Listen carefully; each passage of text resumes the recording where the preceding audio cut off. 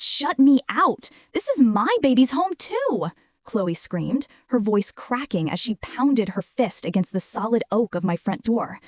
Standing in the foyer, I could see her silhouette through the frosted glass side panel, distorted and frantic. She wasn't just asking to come in, she was demanding possession of the house, of the nursery, and, by extension, of me. My hand hovered over the deadbolt. I could hear her sobbing now, that deep, gasping cry that used to tear me apart. But as I looked around the silent, peaceful hallway of the home I had bought with my own money, a home designed to be a sanctuary for my son, I didn't feel the urge to comfort her. I felt the urge to double-check the lock. I knew that if I turned that handle, I wouldn't just be letting my ex-girlfriend inside, I'd be letting chaos back into my life. But to understand how I ended up barricading myself inside my own house against the mother of my unborn child, we have to go back to the beginning, back before the lawyers, the paternity tests, and the bitter silence. It started in January. I was in love, or at least I thought I was. I was so convinced that Chloe was the one that I packed up my entire life, left my friends and family behind, and moved across the country to be with her. She was finishing up grad school, and we had this vision of a future that seemed bright, exciting, and inevitable. I found a new job, we found a rhythm, and for a few months, things were perfect. Then came May. I remember the day clearly because the weather was unnaturally beautiful, a stark contrast to the storm that was about to break inside our apartment. Chloe had been feeling off for a week, nauseous, tired, emotional. When the test came back positive, the air left the room. It wasn't a happy moment. There were no tears of joy or excited calls to parents. There was just a heavy, suffocating silence. She was on the pill. We had been careful. But life, as they say, finds a way. Chloe didn't just panic, she completely unraveled. She looked at me with eyes wide with terror and told me flat out that she was not ready to be a mother. She had her career, her thesis, her life plan, and a baby was a grenade thrown right into the middle of it all. I tried to be supportive, tried to talk through options, but she shut down. Within 48 hours, she broke up with me. It wasn't a let's take a break conversation. It was a get out of my life conversation. She told me she was having an abortion. She was adamant. She packed a bag, told me she was moving back in with her parents to handle the procedure and recover, and that she couldn't look at me without seeing the mistake we'd made. I was devastated. I had moved across the country for this woman, and in the blink of an eye, I was single, alone in a new city, and grieving a child that never got the chance to exist. I respected her choice. It was her body. But the way she excised me from her life was brutal. I spent the summer in a haze of depression, going to work, coming home to an empty apartment, and staring at the ceiling. I blocked her number. I tried to heal. I assumed that chapter of my life was closed forever. Summer dragged into autumn. The leaves started to turn, and I began to feel like I was finally waking up from a long bad dream. I was looking at real estate, thinking about putting down permanent roots, maybe even dating again eventually. Then, in September, a knock came at my door. It was Chloe, and she was visibly pregnant. My brain couldn't process the image for a solid 10 seconds. She stood there, looking sheepish, holding a bag of takeout as a peace offering. She told me she couldn't do it. She couldn't go through with the abortion. She was keeping the baby. A rush of emotions hit me: shock, confusion, anger, and a sudden, terrifying surge of protectiveness. But then came the second part of her pitch. She didn't just want to tell me I was going to be a father. She wanted to pick up exactly where we left off in May. She smiled, touched my arm, and said she wanted to get back together. She wanted us to be a family. She wanted to work on our relationship. I looked at her, and I realized something profound.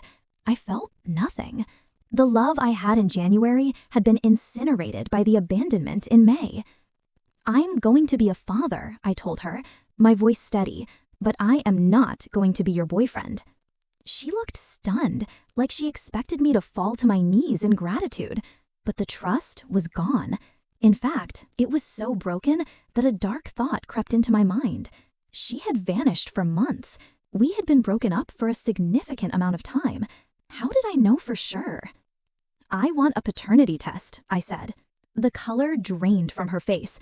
She got defensive immediately, accusing me of calling her a loose woman, of disrespecting her, of being paranoid. She felt some type of way about it, as she put it, but I held my ground. I told her I would support the child 100% if it was mine, but I needed absolute certainty before I signed a birth certificate or wrote a check. Eventually, she agreed. The weeks waiting for the results were excruciating. We barely spoke. She stayed at her parents' house, and I stayed in my apartment, looking at houses online, wondering if I was shopping for a bachelor pad or a family home. The results came back. 99.9% probability. It was my kid. A switch flipped in my brain. I was done moping. I was done being the victim of a breakup. I was about to be a dad. I aggressively ramped up my house hunt. I needed a yard. I needed a safe neighborhood. I needed a nursery. I found the perfect place 3 weeks ago. A 3-bedroom colonial with a big oak tree in the front and a room on the second floor that caught the morning light perfectly. I closed on the house alone. My name is on the deed. My money paid the down payment. It was my project, my future. But as soon as the keys were in my hand, the conflict with Chloe exploded. It started with small comments. "Oh, we should put the TV on that lol," or "I think our bedroom would look better in beige." I had to stop her mid-sentence. "Chloe, there is no our bedroom. You live with your parents. I live here. This is my house." She didn't take that well. She argued that since she was carrying my child, she should be living in the house with me. She tried to frame it as practical. She'll need help with the baby. It makes sense for night feedings. We should be a unit. But I saw right through it. It wasn't about the baby's logistics. It was a Trojan horse.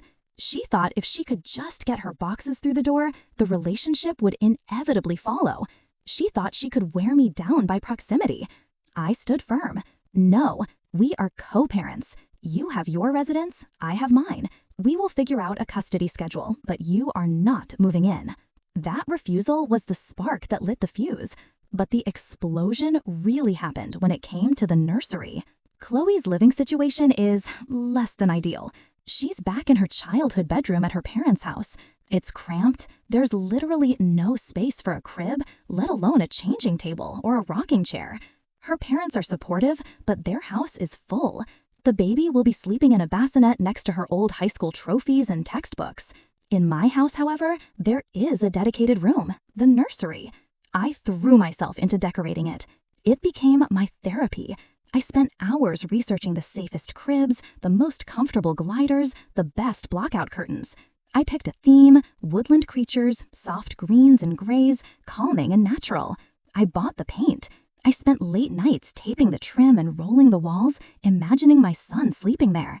It was the one place where I felt connected to him, where I felt like a competent father. Chloe was furious. "I'm the mother," she argued over the phone last week. "I should be the one decorating the nursery. You can't just do it without me." "You don't have a nursery, Chloe," I reminded her gently. "You have a corner of a bedroom. I have a house. I'm setting up his room so he has everything he needs when he's with me." Chloe was furious. "I'm the mother," she argued over the phone last week. "I should be the one decorating the nursery. You can't just do it without me." "You don't have a nursery, Chloe," I reminded her gently. "You have a corner of a bedroom. I have a house. I'm setting up his room here so he has everything he needs when he's with me." "But I want to pick the colors. I want to pick the bedding," she insisted. "You have terrible taste. Men don't know how to do this stuff. It needs a mother's touch." "I'm doing just fine," I said, looking at the perfectly assembled crib I had just finished tightening. "I'm happy to send you photos." "I want to come over and do it," she demanded. "I want a key so I can come and go and get the room ready." A chill went down my spine. A key? Absolutely not. "That's not happening," I said. "This is my home. You are not coming over to decorate my house." The arguments became daily. She called me selfish. She called me controlling. She told her friends I was stealing the pregnancy experience from her. She claimed that because she was doing the hard work of growing the baby, she was entitled to the fun part of preparing the nest, regardless of whose house the nest was in. I tried to compromise. I really did. I told her, "Look, pick out 3 small items, a mobile, a lamp, maybe some wall art, whatever you want. I'll buy them and put them in the room." She scoffed at the offer. 3 items? Are you kidding me? I should be consulted on every purchase. I should be approving the furniture. I should be there painting the walls with you. This is a bonding experience for us. There is no us, I finally snapped. That's what you don't get. You forfeited us when you dumped me and vanished for 4 months. We are 2 separate people having a child. This is my house. These are my boundaries. That brings us to today. The due date is mid-January, only a few weeks away. The pressure is mounting. She showed up unannounced this afternoon. She had a car full of shopping bags, pillows, blankets, a rug she had picked out without asking me. She assumed that if she just showed up, I'd have to let her in. She assumed that her pregnancy was a VIP pass that overrode my ownership of the property. I met her on the porch. I didn't unlock the door. "What is all this?" I asked, eyeing the bags. "I bought stuff for the nursery," she said, smiling a little too brightly, her eyes darting to the front window. "Come on, let me in. I want to see how the paint dried, and I need to show you where I want this rug." "I didn't agree to a rug, Chloe, and I told you you aren't decorating this room." Her smile faltered. "Mark, don't be ridiculous. It's freezing out here. Let me in." "You can leave the bags here if you want me to look through them later," I said, "but you aren't coming in to rearrange my furniture." That's when the screaming started. That's when she started pounding on the door, yelling for the neighbors to hear, screaming that I was an asshole, a tyrant, that I was trying to erase her as a mother. I stood there on the other side of the door, listening to the woman who broke my heart, the woman who threatened to terminate our child, now demanding access to the sanctuary I built for him. I felt a wave of guilt. She is pregnant, she is hormonal, and yes, she is the mother. It feels harsh to shut a door in a pregnant woman's face. But then I walked upstairs. I went into the nursery. It smelled of fresh paint and new wood. The late afternoon sun was filtering through the blinds, casting stripes across the crib. It was quiet, it was peaceful, it was mine. I realized that if I let her in to decorate the nursery, next week she'd be napping in the guest room because she was tired. The week after, she'd be leaving a toothbrush. She doesn't just want to paint a wall. She wants to paint over the reality that we are over.